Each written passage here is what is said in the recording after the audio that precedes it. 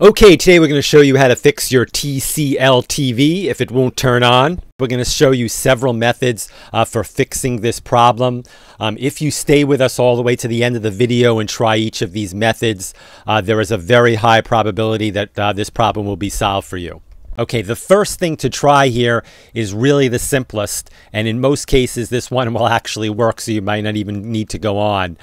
Just basically unplug your TV from the wall, wait about 60 seconds. Now don't be impatient here, wait the 60 seconds, and then plug it back in.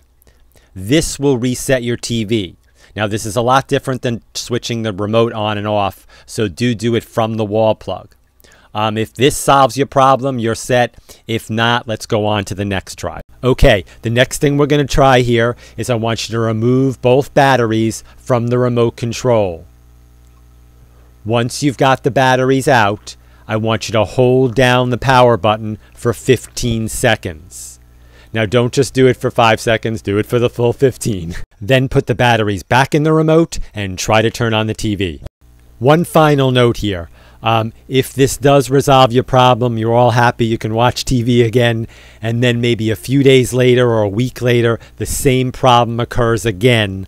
You want to go through the following procedure, and this will permanently fix the problem. This is a factory reset.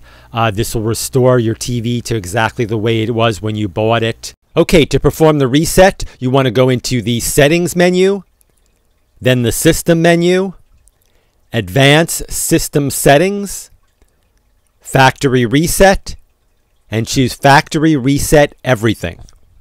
That's our video for today. As always, thank you very much for watching, and please remember to subscribe.